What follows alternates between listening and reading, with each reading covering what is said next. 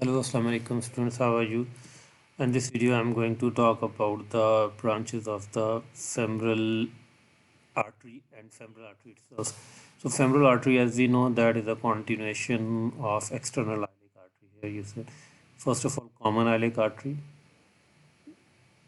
abdominal aorta divides into two common iliac artery, then common iliac artery further divides into external iliac and internal iliac. So external iliac after passing through behind the inguinal ligament. Here you see inguinal ligament between the anterior superior iliac spine and pubic tubercle. Just midpoint of the inguinal ligament, behind it passes the femoral artery, external iliac artery. The moment external iliac artery crosses this inguinal ligament and enters the femoral triangle, the same artery changes its name from external iliac artery to femoral artery. So in the next here you can see this is femoral sheath. Femoral sheath has been divided into three compartments. The lateral most compartment contains femoral artery, the middle one contains femoral vein, and the most medial one is empty, just having lymph nodes. These are called lymph nodes of Fluke, and it is empty. We are concerned with femoral artery. Here you can see femoral artery passes through the most lateral compartment of the femoral sheath. So here you can see the external iliac artery becomes, after crossing this inguinal ligament behind this inguinal ligament mid inguinal point, it changes its name from external iliac artery to femoral artery. So here this femoral artery, it has got certain very important branches which are given by this femoral artery, and these are superficial epigastric and deep epigastric. Superficial circumflex iliac. This, look at this, superficial circumflex iliac, because they wind around the ilium, and deep circumflex iliac. Then likewise here we have got superficial external pudendal and deep external pudendal. Both of these arteries are branches of the femoral artery. The word pudendum came from, the word pudendum means to be embarrassed or to be ashamed of. So these arteries, they supply the external genitalia, which are embarrassing organs. So that's why they have been named as, you know, superficial and deep external pudendal. Then this femoral artery, by some clinician, it is also called as a common iliac artery, which is not regarded correct by the anatomist. So that's why we don't use this terminology. We call it just femoral artery. This femoral artery gives a very important branch, very important branch. This is called deep artery of the thigh or profunda femoris. Word profunda word means that deep. This profunda this artery arises from either lateral or posterior aspect of the femoral artery, and it gives off certain branches, and those main two important branches are lateral circumflex and medial circumflex femoral and lateral circumflex femoral. Why these arteries have been named as circumflex? Because they wind around the upper end of the femur. Lateral circumflex from anteriorly, then wind back, loops back. Likewise, the medial circumflex, it arises from the medial aspect of the profunda femoris, but sometimes it may also arise from the femoral artery itself, from here, femoral artery itself. So it winds around the femoral artery between the pectineus and psoas muscle. It moves backward posteriorly along the neck of the femur and gives off retinacular branches, and these retinacular branches are going to supply the head of the femur. So when it is about the blood supply of the head of the femur, this medial circumflex artery is more important as compared to this lateral circumflex. So M for medial, M for more important. Whereas lateral circumflex artery, here you can see it gives of three branches: ascending, because it is moving upwards and laterally, then transverse, then descending branch. So ascending branch, what it does, it supplies the muscles of the upper lateral thigh and gluteal region, and here this transverse artery, it moves, loops backward, and it anastomoses with the medial circumflex artery branch.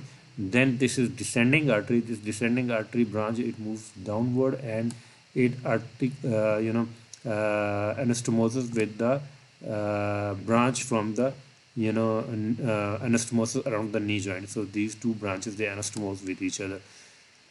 While very important role is being played by this profunda family, it gives perforating branches. These perforating branches, small perforating branches, one, two, three, four. So finally, this profunda fibers itself, it terminates as a last perforating branch. So what are these perforating branches and what they are perforating? They are actually perforating the adductor longus muscle and adductor magnus muscle, and after perforation they move backward into the posterior compartment and loop around this femur, loop around femur on the posterior aspect. So now I'm going to show you that here. This is adductor brevis muscle. This is adductor longus muscle. So adductor longus muscle has been cut. So this here you can see this is femoral artery and this is profunda femoris. Femoral artery also section of it also has been removed just to give you clear picture of underlying structure. Here, look, here it has been cut and here it has been cut and whole segment has been removed. So you can see what is actually happening behind this femoral artery, and this is femoral, what you call it, deep perforating vein. Or look at this. This is there. These are perforating branches, which are perforating, and from medial compartment of the thigh, they are entering the posterior compartment. And here, this between the femoral artery, main femoral artery, and its branch profunda femoris, here lies the muscle which is called adductor longus muscle. So now from the posterior aspect, and after this femoral artery, it enters the adductor canal. Here is adductor canal, adductor canal, and after passing through adductor hiatus, it becomes popliteal artery. So this is posterior aspect of the thigh. These are posterior compartment muscle. Here you can see this. Well, this is the first perforating branch, which after perforation from medial compartment enter the posterior compartment. This is posterior compartment you are looking at. This is second perforating branch. This is third perforating. This is fourth perforating, which you just saw in the previous diagram here. This is anterior aspect. These arteries are before perforation, and here these arteries are perforating. And now this is posterior aspect. Here you can see them after passing through these muscles and enter the posterior compartment. As you can see that, witness that, there is no artery of major or big caliber having larger lumen, because there are chances to get it this artery compressed while sitting or lying down. So that's why what nature has done, it has a smart way to overcome it.